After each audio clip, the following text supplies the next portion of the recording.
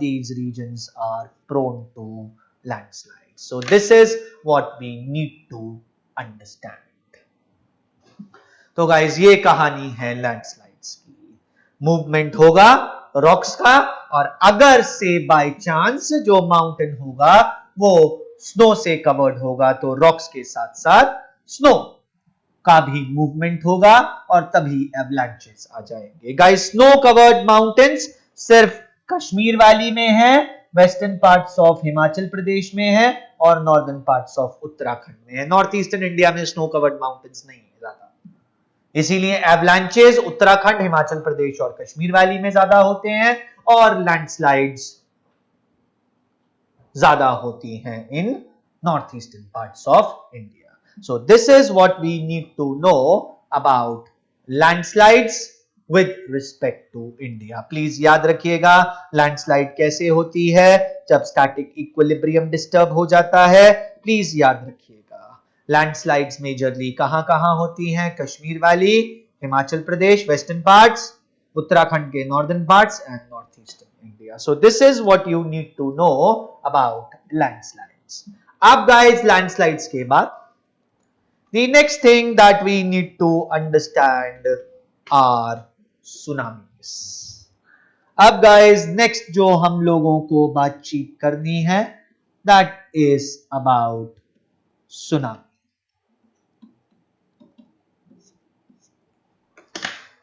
Now guys talking about tsunami. जब हम लोग सुनामी के बारे में बातचीत करते हैं तो गाइस सुनामी सबसे पहले is defined as a giant wave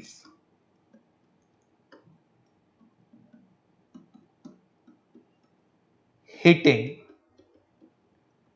the shore line. Guys जब हम लोग सुनामी की बात करते हैं then tsunami is defined as a giant wave hitting the shoreline. It is basically a wave which has an amplitude more than 20 meters. ये guys एक ऐसी वेव होती है जिसका एम्पलीट्यूड 20 मीटर से ज्यादा होता है. It is a wave which has an amplitude of more than 20 meters. That means ध्यान से समझिएगा गाइस ये लैंड है. अब इसके लिए ना हमें थोड़ा सा अपने ओशनोग्राफी के कॉन्सेप्ट को यूज करना पड़ेगा, स्पेसिफिकली हिप्सोग्राफिक कर्व को. ये गाइस हमारा हिप्सोग्राफिक कर्व है, आप लोग जानते ही हैं. अभी अभी बात कर रहे थे हम लोग हिप्सोग्राफिक कर्व के बारे में थोड़े ही दिन पहले. ये गाइस मीन सी लेवल है, बस ध्यान से समझते चले जाइएगा, इंपॉर्टेंट है सुनामी.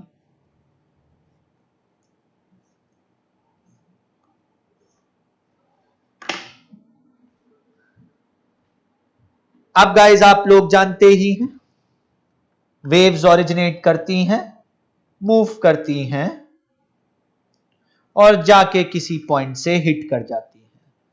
जिस पॉइंट से वेव्स जाके हिट करती हैं इसी पॉइंट को गाइस हम लोग बुलाते हैं शोर लाइन.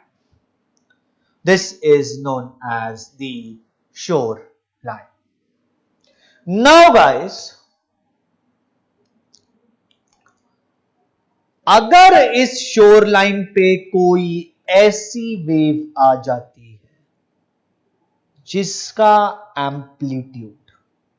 एम्पलीट्यूड मतलब ये डिस्टेंस फ्रॉम दी सरफेस, अगर ये एम्पलीट्यूड 20 मीटर से ज्यादा होता है, if this amplitude is more than 20 meters, तो गाइस ऐसी ही वेव को हम लोग बुलाते हैं tsunami. Such a wave is known as a tsunami. तो अगर शोर लाइन के रीजन में कोई ऐसी वेव आ जाती है जिसका एम्पलीट्यूड 20 मीटर से ज्यादा होता है तो ऐसी ही वेव को हम लोग सुनामी कहते हैं। तो सबसे पहले हमें यह समझना है कि सुनामी होती क्या है। It is a wave that has an amplitude more than 20 meters. अब गाइस हमें समझनी है सबसे ज्यादा इंपॉर्टेंट बात। We have to understand the most important thing, and that is the generation of a tsunami. हम लोगों को सुनामी का जनरेशन समझना है। We need to understand how does a tsunami generate. Tsunami कैसे जनरेट करता है।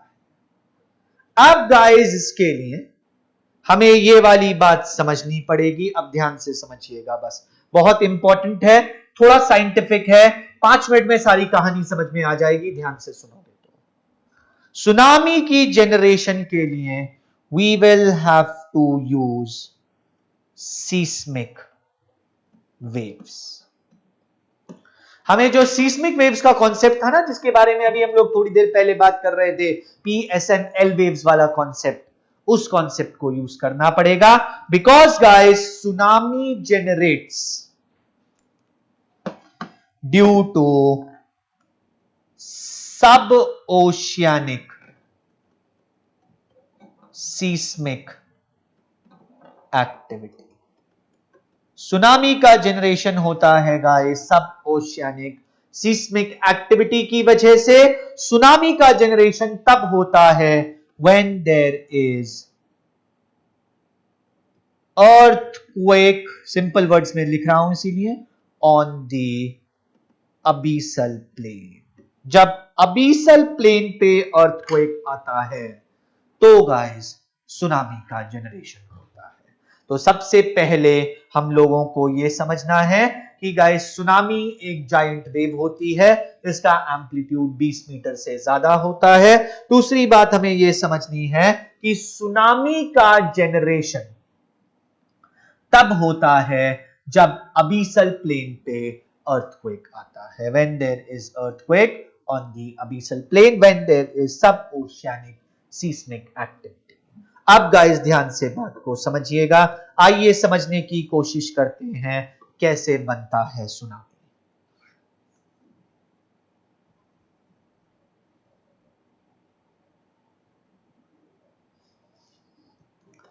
Now guys listen carefully. अब गाइस जब अबीसल प्लेन पे earthquake आया है, ध्यान से समझिएगा, तो कहीं ना कहीं एपिसेंटर लाई करता होगा। ये रेड पॉइंट क्या है? This red point is the epicentre. ये एपिसेंटर है गाइस। अब गाइस इस एपिसेंटर से हर डायरेक्शन में, नाउ लिसन केयरफुली, हर डायरेक्शन में प्रोजेक्ट होती हैं P और S वेव्स। लेकिन आप लोग जानते हैं, अभी हम लोग ऊपर बात कर रहे थे, S वेव्स सिर्फ सॉलिड्स में ट्रैवल करती हैं, P वेव्स किसी भी मीडियम में ट्रैवल कर लेती हैं। तो इस एपिसेंटर से अपवर्ड डायरेक्शन में यानी कि वाटर में प्रोजेक्ट होती हैं P वेव्स। ध्यान से समझिए,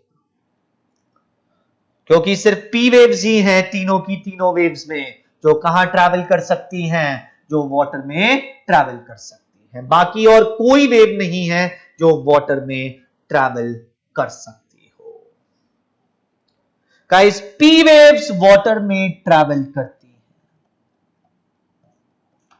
और जब P वेव्स वाटर में ट्रैवल करती हैं गाइस, तब P वेव्स जाके हिट करती हैं वाटर के सरफेस को, और जब P वेव्स वाटर के सरफेस को जाके हिट करती हैं, तो वाटर के सरफेस को अगर वेव्स जाके हिट करेंगी या एनर्जी जाके हिट करेगी, तो गाइस वाटर में किस चीज की फॉर्मेशन होगी?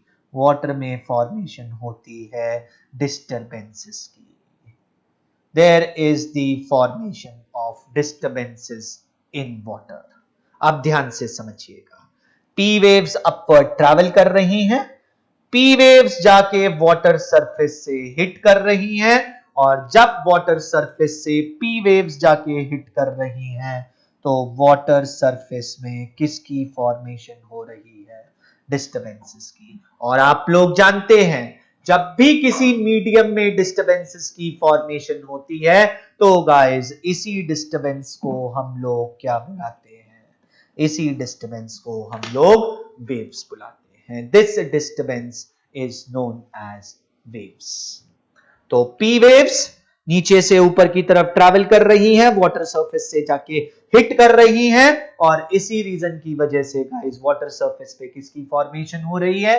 डिस्टर्बेंसेस की फॉर्मेशन हो रही है, वेव्स की फॉर्मेशन हो रही है। हम कौन सा व्यू देख रहे हैं? Side view.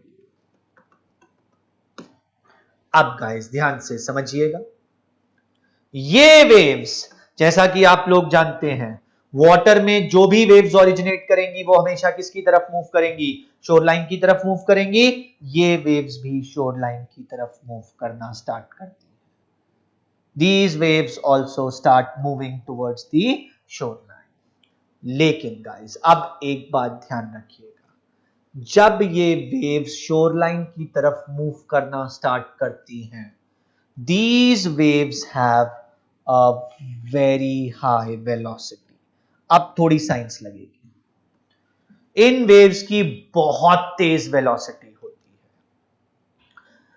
Guys in waves की तेज वेलोसिटी इस वजह से होती है क्योंकि वेव वेलोसिटी का फॉर्मूला फिजिक्स में होता है √GD, where g is acceleration due to gravity by 9.81 meter per second square and d is the depth of water। Water की डेप्थ जितनी ज्यादा होगी उतनी ही ज्यादा वेलोसिटी होगी वेव्स की। और इन वेव्स ने जहां ओरिजिनेट किया है आप लोग जानते ही हैं, वहां पर वाटर की डेप्थ कितनी है? The depth of water is 3500 meters. अगर कैलकुलेट करोगे ना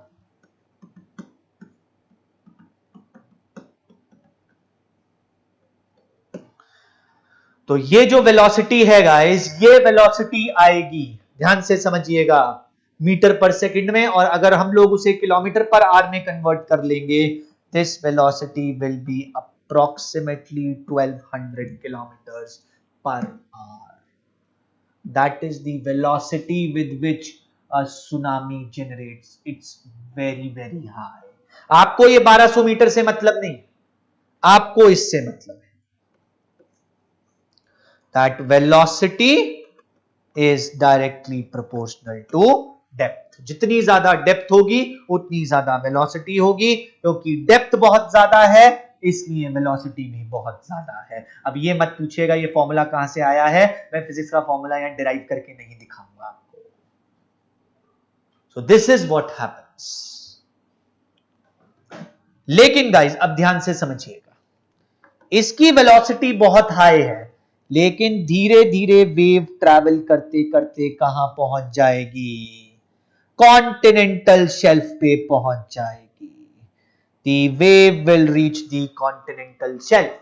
अब ध्यान से समझिएगा, कॉन्टिनेंटल शेल्फ पे जैसे ही वेव पहुंचेगी, बस यही समझने वाली बात है, वैसे ही डेप्थ रिड्यूस हो जाएगी, और डेप्थ रिड्यूस होने की वजह से इसकी वेलोसिटी भी रिड्यूस हो जाएगी। यहां तक बहुत हाई वेलोसिटी थी, लेकिन जैसे ही डेप्थ रिड्यूस होगी, क्योंकि डेप्थ के ऊपर कौन डिपेंड करती है? वेलोसिटी डिपेंड करती है, वैसे ही गाइस वेलोसिटी रिड्यूस हो जाएगी। अब जैसे ही वेलोसिटी रिड्यूस होगी, वेलोसिटी तो रिड्यूस हो गई, लेकिन गाइस एक बात सोचिएगा, इस पॉइंट के पास तो अभी भी पी वेव्स आ रही हैं। This point is still getting the P waves, और इसीलिए इस पॉइंट से अभी भी एनर्जी का जनरेशन चल रहा है। The generation of energy is taking place. यानी कि इस पॉइंट पे आके जो ग्रीन पॉइंट है, वेव की वेलोसिटी तो कम हो गई लेकिन वेव की एनर्जी कम नहीं हुई है। The energy of the wave remains constant, क्योंकि गाइस इस वेव को कौन से पॉइंट से एनर्जी मिल रही है? इस पर्पल पॉइंट से एनर्जी मिल रही है, और इस पर्पल पॉइंट को कहां से एनर्जी मिल रही है? पी वेव से एनर्जी मिल रही है। अब गाइस वेव की एनर्जी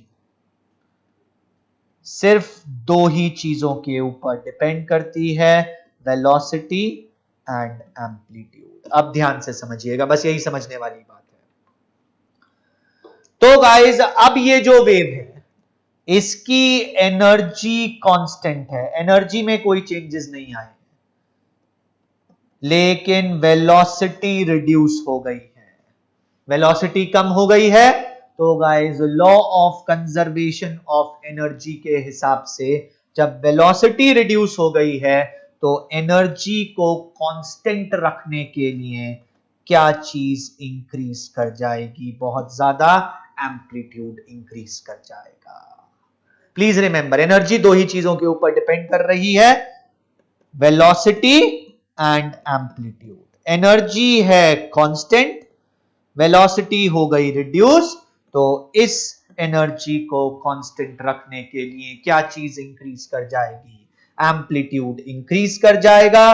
और गाइस जब एम्पलीट्यूड इंक्रीज करेगा ये वेव एक बहुत ही जायंट वेव के फॉर्म में कन्वर्ट हो जाएगी, और इसी वेव को हम लोग बुलाते हैं tsunami. This wave is known as a tsunami. तो ध्यान से समझिएगा क्या होता है सुनामी के जनरेशन में। अबीसल प्लेन पे गाइस सीस्मिक एक्टिविटी होती है। There is seismic activity on the abyssal plain. Abyssal plain पे सीस्मिक एक्टिविटी होने के बाद पी वेव्स अपवर्ड ट्रैवल करती हैं, और जब पी वेव्स अपवर्ड ट्रैवल करती हैं तो guys P waves water surface पे डिस्टरबेंस कॉज कर देती है। जब पी वेव्स वाटर पे डिस्टरबेंस कॉज करती हैं तो बहुत ही हाई वेलोसिटी वेव्स का जनरेशन होता है। ये वेव्स जैसे जैसे मूव करती हैं, ये वेव्स मूव करते करते कॉन्टिनेंटल शेल्फ पे पहुंच जाती हैं। कॉन्टिनेंटल शेल्फ पे डेप्थ कम होने की वजह से वेलोसिटी कम हो जाती है, लेकिन पी वेव्स के जनरेशन की वजह से एनर्जी कम नहीं होती। बस यही लाइन है जो सबसे इंपॉर्टेंट है, एनर्जी कांस्टेंट रहती है, वेलोसिटी रिड्यूस हो जाती है। इस रीजन की वजह से क्या होता है, law of conservation of energy के हिसाब से वेलोसिटी कम हो गई तो एनर्जी को कांस्टेंट रखने के लिए क्या चीज इंक्रीज कर जाती है? एम्पलीट्यूड इंक्रीज कर जाता है। और इसीलिए जैसे ही ये वेव कॉन्टिनेंटल शेल्फ पे आके या कॉन्टिनेंटल शेल्फ पे पहुंचती है, वैसे ही ये वेव एक जायंट वेव में कन्वर्ट हो जाती है, और ये जायंट वेव जब शोर लाइन से आके हिट करती है तो गाइस इसी जायंट वेव को हम लोग सुनामी बुलाते हैं। जब गाइस सुनामी आके लैंड के ऊपर गिरती है, जब कोस्टल एरियाज में गिरती है, तो millions and millions of tons of water tsunami coastal areas में फेंक देती है। इस वाटर का फोर्स इतना ज्यादा होता है कि इस वाटर के फोर्स से जो भी कंस्ट्रक्शन होता है वो सारा का सारा कंस्ट्रक्शन टूट जाता है। मतलब जब सुनामी आई, सुनामी ने millions and millions of tons of water कहां फेंका? कोस्टल एरियाज में फेंका। इस वजह से जितना भी कंस्ट्रक्शन है वो सारा कंस्ट्रक्शन टूट गया। वाटर जब इतने हाई अमाउंट्स में आएगा तो क्या लगाएगा? हाइड्रोलिक एक्शन लगाएगा, बहुत ज्यादा हाइड्रोलिक एक्शन लगेगा, और इस हाइड्रोलिक एक्शन की वजह से सारा का सारा जो भी कंस्ट्रक्शन है, जो भी ह्यूमन या मैन मेड ऑब्जेक्ट्स हैं वो टूट जाते हैं। और इसी तरीके से गाइस सुनामी क्या कॉज करती है? सुनामी डिस्ट्रक्शन कॉज करती है। This is how tsunami causes destruction. तो guys this is what you need to know about a tsunami. तो एक बात सोचिएगा, सुनामी के बारे में हमें क्या पता होना चाहिए?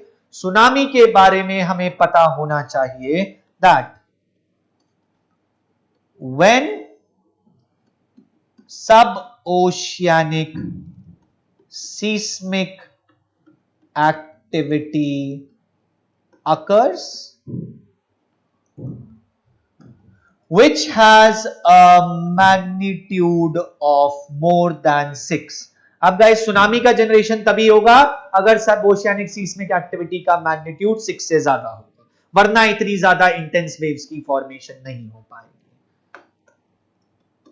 Then P waves travel to the water surface and these waves cause disturbance in water which leads to high velocity waves.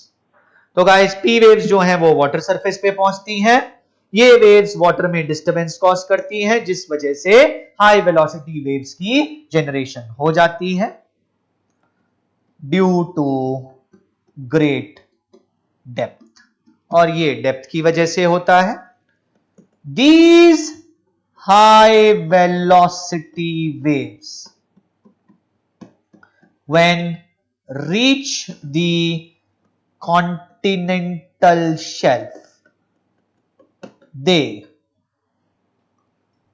lose their velocity, but due to the law of conservation of energy their amplitude is increased and they are converted into a tsunami. तो guys जब ये waves reach करती हैं continental shelf पे तब guys इनकी velocity reduce हो जाती है. यही इंपॉर्टेंट है. When they reach high velocity, when they reach they मैं भूल गया the continental shelf they lose their velocity, but due to law of conservation of energy their amplitude is increased and they are converted into a tsunami. This is what you need to understand. और guys फिर last बात आपको ये समझनी है, any tsunami throws millions of tons of water on the coastal areas causing maximum destruction due to hydraulic action. और guys कोई भी tsunami millions and millions of tons of water throw करता है कोस्टल एरियाज में जिस वजह से maximum destruction होता है. हाइड्रोलिक एक्शन की वजह से सारे मैनमेड स्ट्रक्चर्स टूट जाते हैं. So this is what you need to know about tsunamis. इतनी कहानी है गाइस जो हमें किसके बारे में पता होनी चाहिए, सुनामीज के बारे में पता होनी चाहिए. तो गाइज अब अगर हम लोग सुनामी प्रोन जोन्स के बारे में बात करते हैं, if we talk about tsunami prone zones, तो गाइज जहां पर भी अबीसल प्लेन्स पे बहुत सारी फॉल्ट लाइंस प्रेजेंट होंगी वहां पर सुनामी आने की पॉसिबिलिटी ज्यादा होगी. In those regions there will be a higher probability of generation of tsunami. If we talk about India, in India the highest probability of tsunami generation is in the region of Andaman Sea. Andaman Sea आपको दिखेगा अंडमान निकोबार के पास. Guys, this is the only tsunami prone area in India. India में सिर्फ एक ही tsunami prone area है, that is the Andaman sea. और गाइज अगर अंडमान सी में सुनामी आएगा then please remember Andaman Nicobar islands and the eastern coast are under threat. सबसे ज्यादा थ्रेट गाइस ईस्टर्न कोस्ट पे है और अंडमान निकोबार आइलैंड्स पे है। इसमें भी अंडमान निकोबार आइलैंड्स क्योंकि सुनामी प्रोन एरिया के बिल्कुल पास हैं, Andaman Nicobar islands are at the highest risk, ये सबसे ज्यादा रिस्क पे है। So this is what you need to know about tsunami and the areas which are tsunami prone in India. So guys please remember जब हम लोग सुनामी की बात करते हैं, सुनामी एक जायंट वेव होती है जो आके शोर लाइन को हिट करती है, millions and millions of tons of water throw करती है और इस थ्रो की वजह से मैसिव डेवस्टेशन कॉज करती है। सुनामी का जनरेशन तब होता है जब एक इंटेंस अर्थक्वेक आता है अबीसल प्लेन पे, अबीसल प्लेन से पी वेव्स प्रोजेक्ट करती हैं और ये पी वेव्स जब वाटर के सरफेस पे पहुंचती हैं तो डिस्टर्बेंस कॉज कर देती है। जब ये पी वेव्स वाटर के सरफेस पे पहुंच के डिस्टर्बेंस कॉज कर देती हैं तब गाइस बहुत ही हाई वेलोसिटी वेव्स का जनरेशन होता है हाई डेप्थ की वजह से। ये वेव्स जैसे जैसे शोरलाइन के पास बढ़ती हैं ये कॉन्टिनेंटल शेल्फ पे आती हैं और जब ये कॉन्टिनेंटल शेल्फ पे आती हैं तो गाइस इनकी वेलोसिटी डेप्थ रिड्यूस होने की वजह से कम हो जाती है और guys law of conservation of energy की वजह से इनका एम्पलीट्यूड बहुत ज्यादा इंक्रीज हो जाता है और ये एक जायंट वेव में कन्वर्ट हो जाती हैं जिसे हम लोग सुनामी बुलाते हैं। सुनामी इंडिया में अगर कहीं जनरेट हो सकती है इंडियन वाटर्स में तो वो अंडमान सी में जनरेट हो सकती है बिकॉज गाइस यहां पर large number of fault lines है। जहां पर large number of fault lines होंगी वहीं पर सीस्मिक एक्टिविटी पॉसिबल होगी और इसीलिए इंडिया में अंडमान निकोबार हाईएस्ट रिस्क पे है और eastern coast second highest risk पे है। यही दोनों रीजन्स हैं गाइस जहां पर मेजरली सुनामी आके हिट कर सकती है। So this is what you need to know about tsunami. इतनी कहानी है गाइस जो आपको सुनामी के बारे में पता होनी चाहिए। नाउ गाइस आफ्टर सुनामी के बाद हम लोगों के नेक्स्ट नेचुरल डिजास्टर्स आते हैं। The easiest natural disasters that we have and these natural disasters are what we call floods.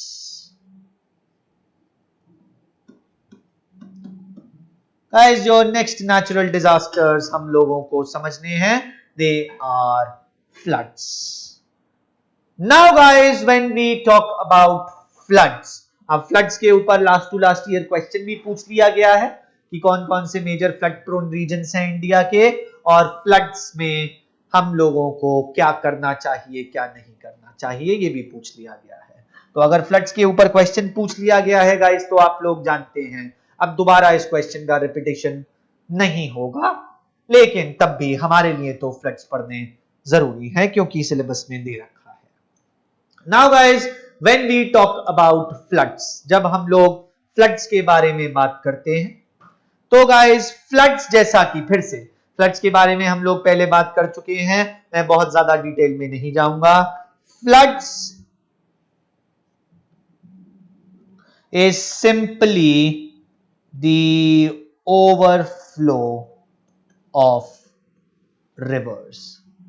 जब रिवर्स ओवरफ्लो करती हैं गाइस तो इस सिनेरियो को हम लोग फ्लड्स बुलाते हैं। This scenario is known as floods.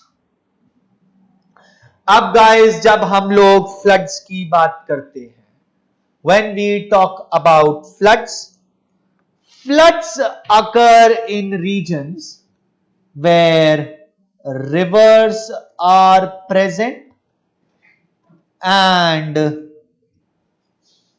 if these regions also receive high rainfall. तो गाइस फ्लड्स में रिवर्स ओवरफ्लो करती हैं. रिवर ओवरफ्लो तभी करती हैं जब हाई अमाउंट में प्रेसिपिटेशन आ जाती है, और गाइस इसीलिए फ्लड्स वहीं पर आते हैं जहां पर रिवर्स प्रेजेंट होती हैं और हाई अमाउंट में रेनफॉल होता है. आपको याद होगा हम लोगों ने रिवर्स के केस में जब फ्लड प्लेन्स की फॉर्मेशन की बात की थी तब ये बातचीत करी थी. अगर गाइस ये फ्रंट व्यू है रिवर का, ये रिवर में वाटर है, अगर इस रीजन में हाई प्रेसिपिटेशन हो जाती है तो गाइस यहां पर जो रिवर है वो ओवरफ्लो करने लग जाती है, और जब रिवर ओवरफ्लो करती है और वाटर लॉगिंग हो जाती है सराउंडिंग एरियाज में, तो इसी सिचुएशन को हम लोग क्या कहते हैं? इसी सिचुएशन को हम लोग फ्लड्स कहते हैं. So overflow of rivers causes water accumulation in surrounding areas, and this phenomena, when water accumulates in surrounding areas due to the overflow of the rivers, then this scenario is known as floods. इसी को guys हम लोग floods बुलाते हैं. अब guys जब हम लोग फ्लड्स की बात करते हैं, then with respect to India,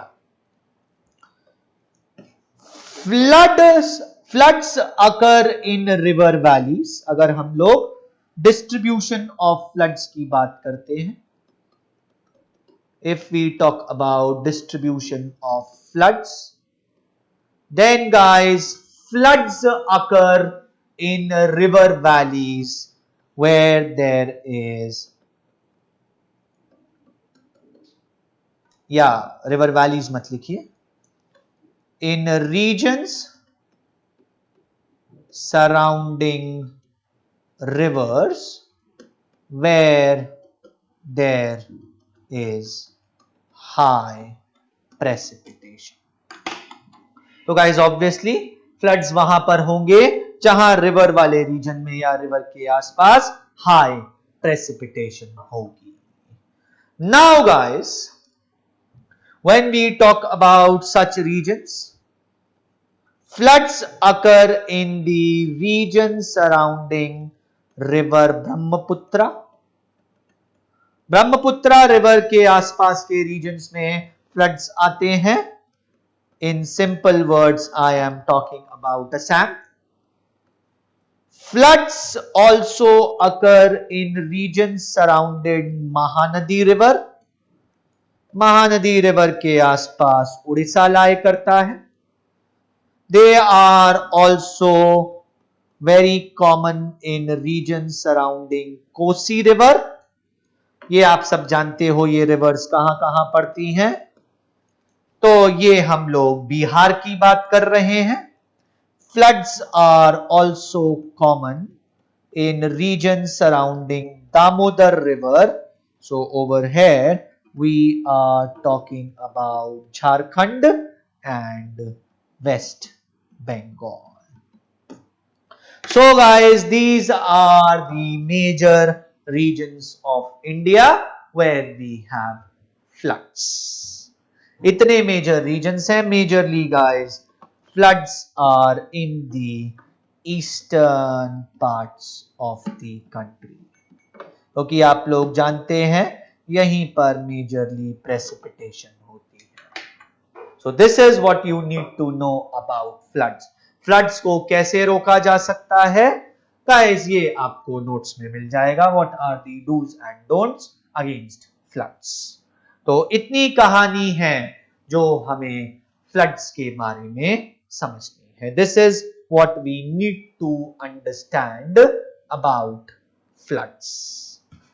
इसके बाद गाइस हमारा लास्ट नेचुरल डिजास्टर बचता है, and that is what we call cyclones.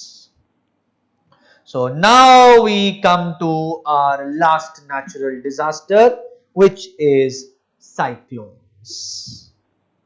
Guys, talking about cyclones, please try to understand. Guys, cyclones एक atmospheric phenomena है. It is an atmospheric phenomena. When we are talking about cyclones, cyclones is a region of extreme low pressure zone formed over water bodies. Guys, cyclone एक ऐसा reason होता है जहां पर extremely low pressure zone present होता है, and this low pressure zone is formed over water bodies. मैं आपको यह भी बता देता हूं, साइक्लोनिक फॉर्मेशन तभी कंसिडर की जाती है if the pressure less than 920 मिलीबार्स, याद होगा ना, मिलीबार्स में हम लोग प्रेशर को मेजर करते थे, exists over water bodies.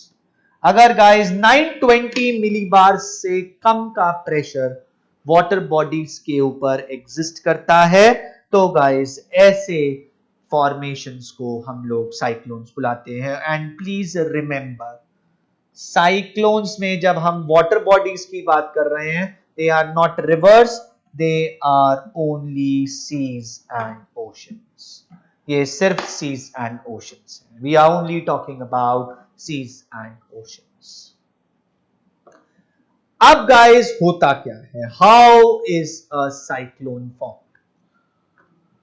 किस तरीके से एक एक्सट्रीम लो प्रेशर जोन बन जाता है वाटर बॉडीज के ऊपर? This is what we need to understand. तो पहले हमें यह समझना था कि साइक्लोन होता क्या है, दूसरी बात हमें यह समझनी है साइक्लोन की फॉर्मेशन कैसे होती है. We need to understand the formation of a cyclone.